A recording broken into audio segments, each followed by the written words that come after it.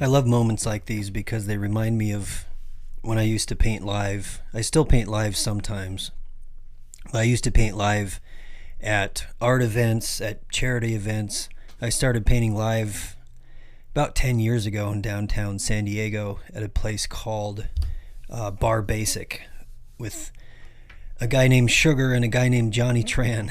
They were both DJs and musicians, and they put together events. I think there was a group called Sugar River, and then Johnny Tran became a good friend of mine. Really gave me my first experiences with the art community of any kind almost. I had some experiences as an artist in graduate school, literally going to local farmers markets and setting up my art and showing what I had been working on. But it wasn't until I moved to San Diego that I felt like I was hungry to be a part of an arts community. And literally within the first week of moving to San Diego in July 2008, I just hit the ground running, and I lived in a place called Barrio Logan. Some call it Logan Heights, but it was a far southern part of downtown San Diego. And when I was moving to San Diego, I didn't know anybody. So I was coming out of living in Utah for 6 years and having been in grad school for 6 years and just living this amazing outdoor lifestyle, fly fishing all the time. Some of the best fly fishing in the world at my fingertips, and getting to dabble in climbing and mountain biking and snowboarded quite a lot. So I went from that lifestyle to moving to San Diego and not really knowing what I was getting into, but also knowing that I wanted to experience something there. I wasn't sure what it was. And I realized there was a sense within me of wanting to experience more possibilities in life. And for some reason, the idea of going to Southern California would allow me to express myself more fully or more freely. I realized that was a bit of you could say an insecurity or just a mental limitation I was putting on myself through fear, because ultimately it was not giving myself permission to be in those other experiences. There's always an excuse. I'll do this then. I'll do this when. I'll experience this then. We're always setting ourselves up for failure because we're afraid of, I suppose, exposure. I think part of it is just simply exposure to the moment. What if we have to stand up for who we are in the moment? So for some reason, I always felt more culturally constrained in places I had lived in the Midwest or in Utah. Pretty strong cultural context around there, and maybe a very strong conservative cultural context. And I don't say that politically. I say it more personality. Even the way, this is funny, but even I was thinking about this. Even the way people wear their hats. When I grew up, we always folded our hat brim like this. And, we grew up baling hay and playing baseball and fishing. So, if you think of hats have a traditional history of being useful for something. You wear a cowboy hat to shade you from the sun, protects your neck, protects your head. You wear different types of hat for different types of occasions. And growing up, we wore baseball hats a lot, but we always folded them down, and you always had to crease it in and fold it in. Part of that was because of the culture, but a lot of it was functionality. You crease it in, it fits your head more. It's like you form the hat to fit your body, and it becomes a functional part of your body. When I moved to more of a city setting, you could say, or it could be a West Coast thing. I think it's a West Coast thing. There's a lot of, everyone's wearing their hat with the flat brim, and it's a totally unformed hat. And what's interesting when I think about that, this flat brim, it's more of a box shape on my head. So this hat form on my head is more of a box form. So it's in contrast to the flowing forms of my body. Our bodies are very angular and circular, whereas the form of my hat is much more geometric in this shape. So I was thinking about how the way that we dress interacts with not just the culture we're from, but, well, interacts with the culture we're from and from the functionality of that culture. So a hat where I grew up was genuinely a thing that we used when we're, out in the field or mowing. And I mowed a lot. I wasn't in the field a lot. I did mow a lot of grass. And so the clothes you wear are really functional when you're in a working place. When you're on a ranch, you do wear a cowboy hat because it just makes sense to wear a cowboy hat. I have a big full-brimmed hat that I wear out here that really comes from the Mexican culture, and it's because it really covers my head and shoulders, and I paint outside a lot, so it has a good function to it. But I realize in more of an urban environment, or more of in this West Coast environment, the flat-brimmed hat is deliberately in contrast to the forms of the body. It has a weird, I don't know if you'd call it a strength or a statement to it, but it's definitely this is who I am, and that's kind of how it is. It's more of a fashion statement or a personality statement than it is a functional tool. So anyway, that was something I was thinking about the other day when I was just thinking about this process of moving to the West. And also when I grew up in rural Minnesota, and I've talked about how much I feel fortunate and I love growing up in that environment. But what a lot of people don't understand about growing up in the country is, stereotypes abound, especially now. We all have these ridiculous stereotypes of each other. People from the country should go hang out with some people in the city and have a beer and a barbecue, and vice versa. You'd find there's just an unbelievable amount of crossover. A lot of these differences are very contrived ideas that are pushed by the media. So when I was growing up in rural Minnesota, we would have parties in the field or in the woods, true to the stereotype that you might, pretty awesome actually having parties on the field or in the woods. If you haven't, I would recommend that. Have a big old campfire and a big party with all your friends. It's a good time. But what most people don't realize is we're not just hanging out listening to country music the whole time and square dancing. No, because we're in this rural cultural context, we're so influenced by what's coming into us. And what is coming into us? Well, it's coming through the radio. And back in the 80s and the 90s, it's coming through cassette tapes or CDs. So we were deeply influenced by the music, especially the music. And we became influenced by MTV, but I know I didn't have MTV I didn't even have MTV until I was in college. I thought that was the most amazing thing in Wapaton, North Dakota, my first 2 years of college, that I had MTV. So we were influenced by so many different art forms and so many different cultural movements where I grew up. So we'd be out, imagine, we're out at a party in the woods, but we go from Snoop Dogg to Garth Brooks. We go from, NWA, and we didn't have, it wasn't like we had some discussion about our cultural differences because of NWA. We just felt it. In a lot of ways, I think that kind of music, really good hip hop and really good country, is something that is a music of the people. There's something I've always been attracted to, genuine, honest country music and genuine, honest rap first, and I guess that kind of became hip-hop. Different people use different terms. So we're living in the country, but we're influenced by NWA, by Snoop Dogg, by Cypress Hill, and I'm talking about the ones that I grew up with. We're also influenced by Nirvana and the Pixies and Metallica. So there's just such a wide variety of music going on. I was really influenced growing up. Working with my dad, we'd listen to what was the oldies all the time. So the 60s and the 70s. What's funny is what was the oldies to me then in the 80s, the music now from the early 90s and the 80s is actually older relative to where we are now. So it's funny that that's where I am in my life.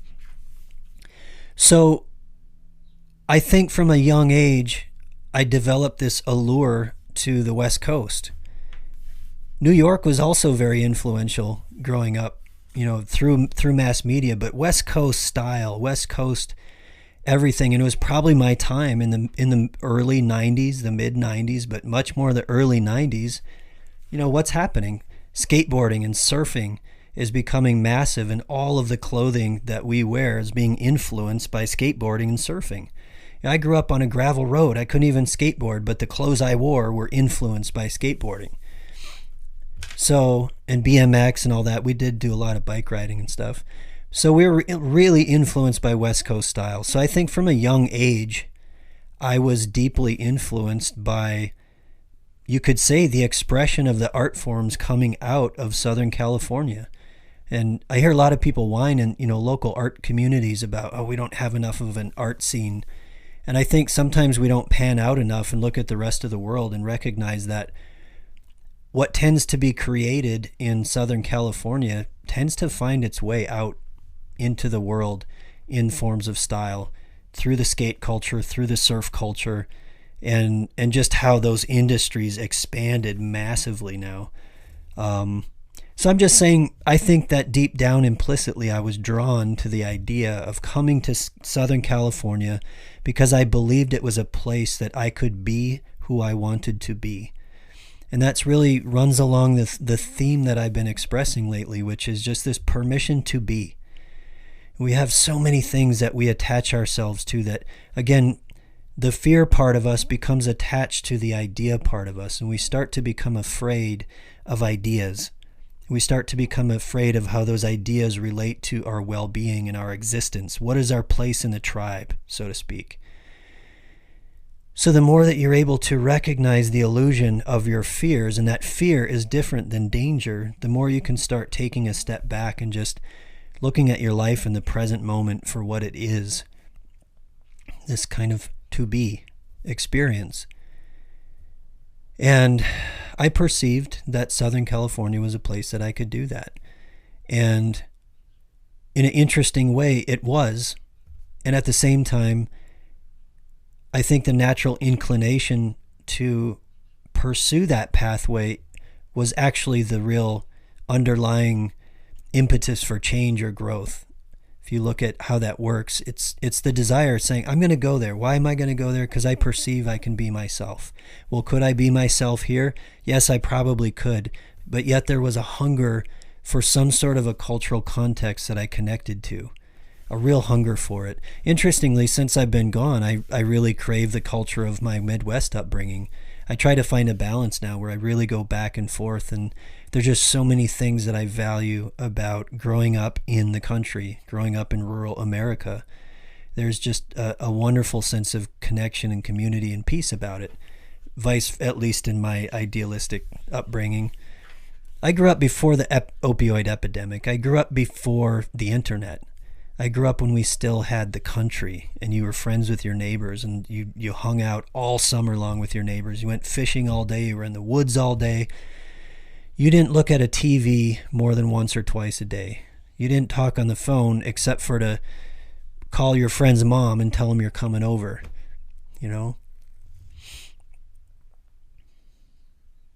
So moving to Southern California for me was this permission to be, was this permission to become. And a part of that was this draw to wanting to be parts of an arts community. I wanted to be part of a community, I think, that was meaningful to me, that was meaningful to who I was in the world, who I wanted to be in the world. I think I always felt like a bit of a fish out of water in a lot of different places. And over time, you find your way into who you are. You find your way into the people. That's part of what's interesting about growing up. Sometimes it takes us a while to find our people because we lived in a diffused world. So I think we still have in some ways some deep, I use the word tribal, we have some deep connections to our ancestors, to our history, to the way we used to be. We have this desire to connect. We have this desire to come together.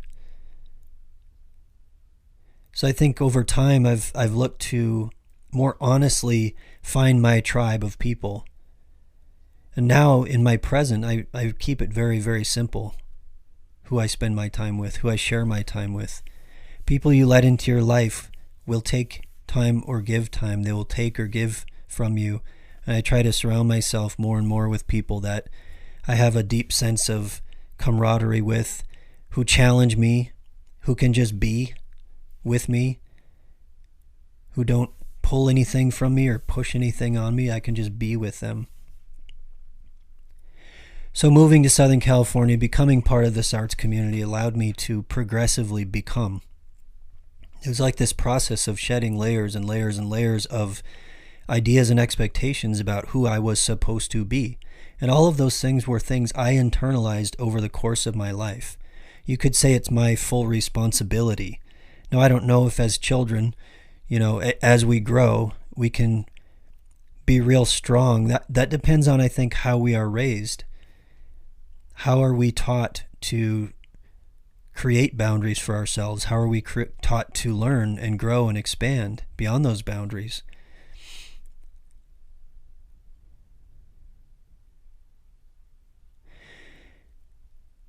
So I think getting to be here was this progressive process of becoming who I felt deep down inside I was.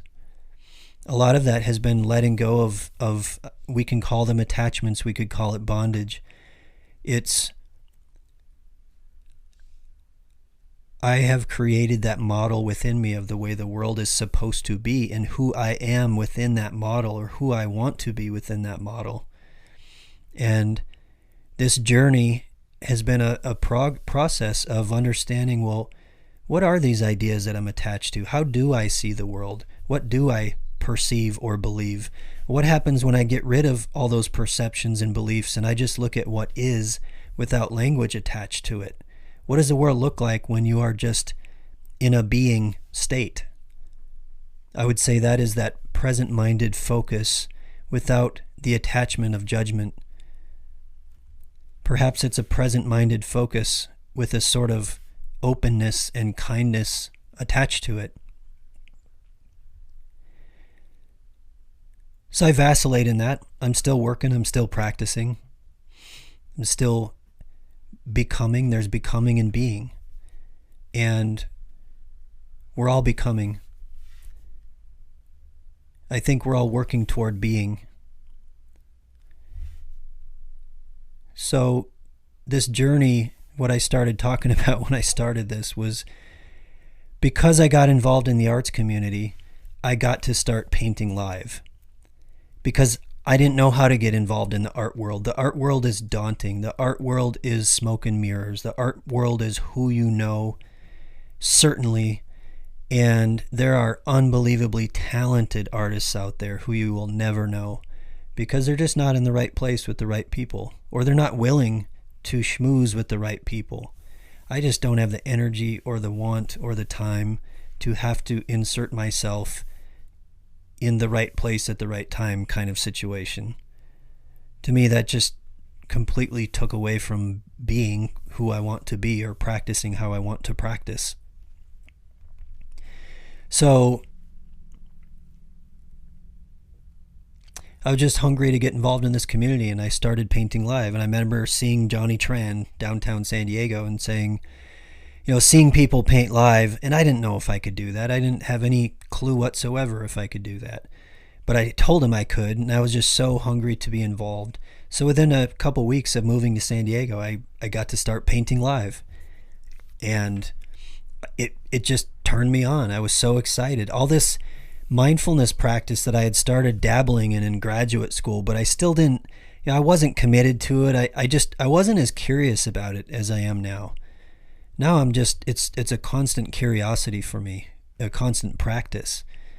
But back then it was, okay, I'm going to notice my thoughts and notice my feelings and my behaviors, and I'm going to try to move myself in the direction of what I value, regardless of what my mind or body is saying. It's the simplest way to think of it. So at least I kind of had this focus of I'm going to move toward my values regardless of what that looks like along the way. So I made a lot of financial choices that were not the best.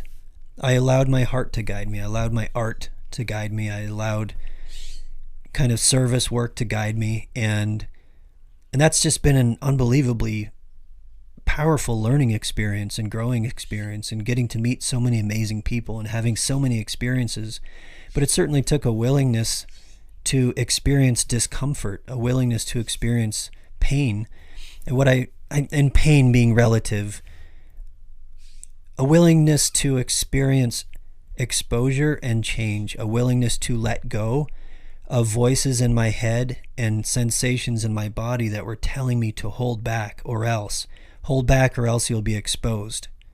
Hold back or else you'll be judged somehow. We're just trying to hide. We're just trying to hide in our shells so we don't get judged too much. We don't get ejected from the tribe. We all want to belong to this cultural context. It's why we wear our hats a certain way. It's why we dress a certain way. It's why we listen to certain music. We all grow up in a time and a space, and we want to be somehow a part of that cultural context. So painting live allowed me to be part of a cultural context that I was really hungry for. And I was doing my doctoral residency by day, and I was painting live by night. By the end of the first year in San Diego, I was so exhausted, just purely exhausted. My heart was hurting. I went to the doctor and was wondering if I was having problems.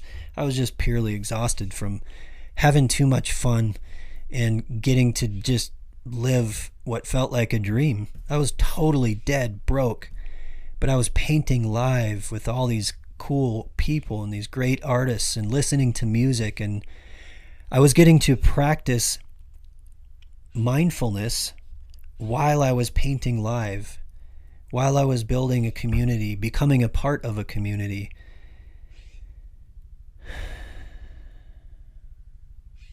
So I would say that started a very deliberate practice of mindfulness for me through painting.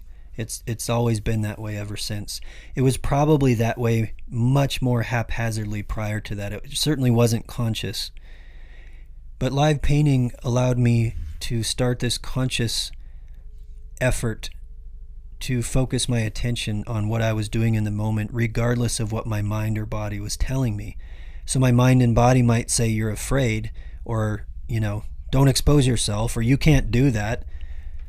There were many, many nights that I was going to paint live, actually every night, and I didn't know what I was going to paint.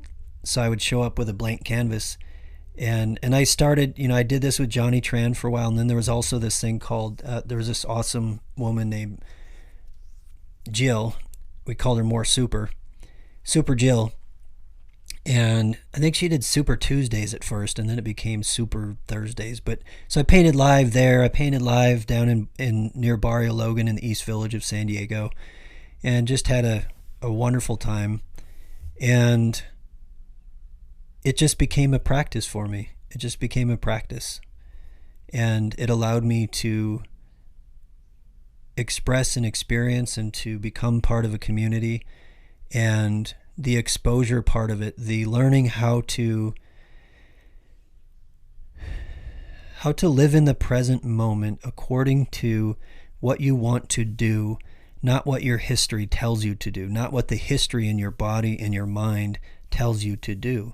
So your history may tell you, your cultural history, your family history, just your personal history may tell you to hide, may tell you to don't do that, you may get embarrassed. Don't do that, you may fail. Don't do that, you may get hurt, you may get rejected. But all those are just voices in your head. They're just sensations in your body that at one point did protect you. They protected you in a dangerous situation. They helped you kind of warp your reality so that you could exist in what can be pretty toxic environments. I think all of us are a little traumatized just by going to school. There's this hierarchy in school. Immediately when you start in school, there's this hierarchy, and you got to find your way in that hierarchy throughout. There's a lot of experiences of feeling diminished or rejected or less than. You're always being measured according to your peers. Not encouraged to separate yourself from your peers or expand beyond your peers. You're really encouraged to become a part of the bell curve in all ways, in all experiences. So coming full circle, I was noticing when I'm starting today that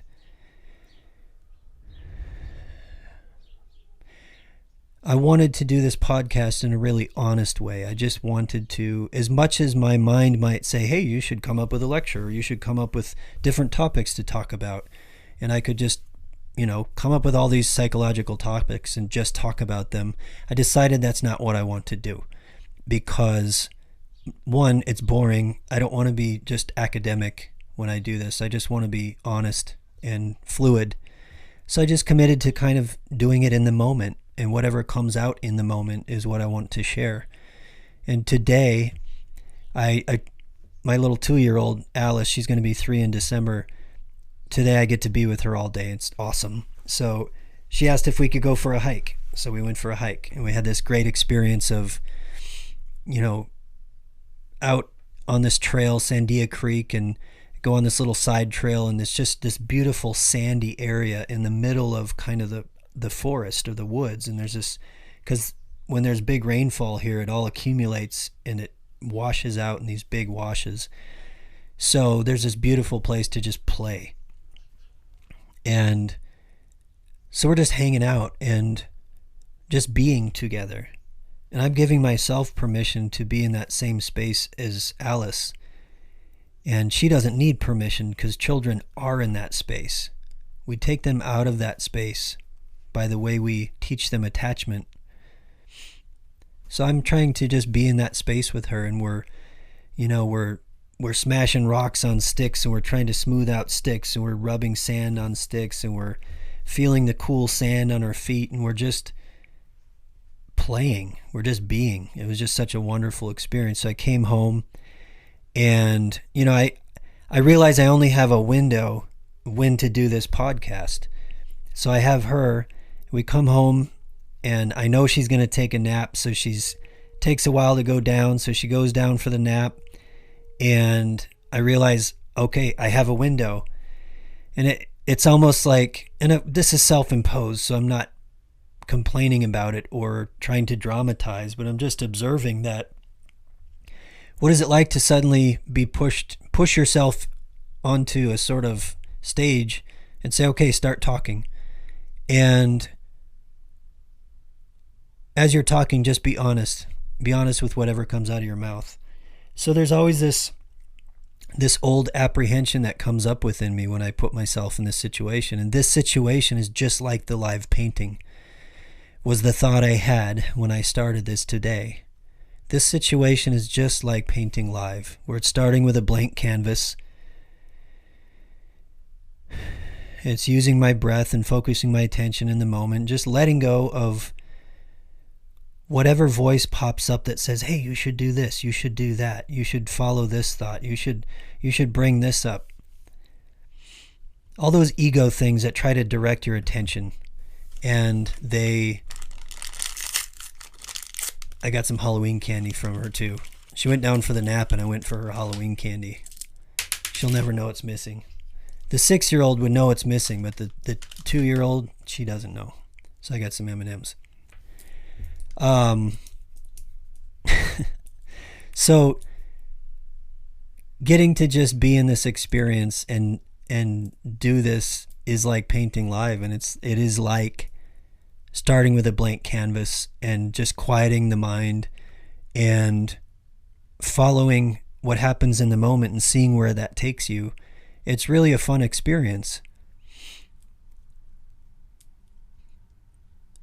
I think there's a sort of liberation. That's where I'm just deeply grateful for what I've gone through the past couple of years, that in the moment had moments of deep pain, deep letting go, deep hurt, deep powerlessness. And I'm referring to changes between my wife and I. I'm saying it that way, changes. Because I think by riding it out and going through it and waking up every day and trying to start again and really noticing and observing and accepting what my mind and body were going through during these changes has allowed me to be in a much clearer, cleaner way than I ever imagined before. So it's liberating, to be honest. It's liberating to be open. It's liberating to feel inspired. It's interesting when you start pulling back those layers and those tethers that hold us back, these ideas and these rituals and these rules and these habits of shrinking. Suddenly there you are. What's left? What's left is the desire to express, the desire to create, the desire to be. That's where I think we all have that. I think we all have this deep and profound desire to be.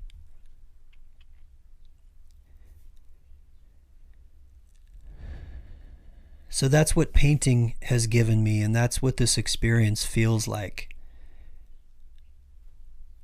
Being in the present moment, sharing my honest self with you. I know at this point, most people that listen to this are friends and family, and maybe it's growing out a little bit from there, but this is how I would want to connect with any one of you. Just getting to be with you. Getting to be like I was with Alice this morning. And that has only happened in this way by being put into a place of submission and then turning that into surrender and then turning that into a sort of freedom. Growing beyond fear. Understanding that most of those fears are just made up limitations. So ask yourself today, am I being guided by fear or am I being guided by love? In any given moment, am I being guided by fear or am I being guided by this deep and profound desire to be? Who do you want to be in the moment? What do you want to do? What do you want to create? I think that's why you're here. I think that's why I'm here. I think this journey of getting to come to this place and go through all sorts of submission experiences in life and turning that into surrender and being curious about why I think and feel the way I do, being curious about why I navigate the world the way that I do, and progressively letting go of the noise. So all I want to do is be. I want to make art. I want to be with my girls. I want to be with my friends. I want to connect in the moment. And to me, that's good enough. That's all I have to be. How liberating. To simply be who you are in the moment, honestly. How liberating. You can take away the looking ahead, always anticipating the next moment, anticipating tomorrow, contemplating the past, judging myself, putting myself into a role that I've played, allowing myself to become a role rather than just being. So anyway, I love you, my friends. Just be. Just be today. Take care.